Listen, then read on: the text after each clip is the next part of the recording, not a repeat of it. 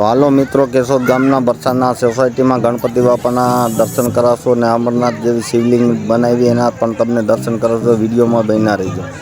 Jay Mahakal.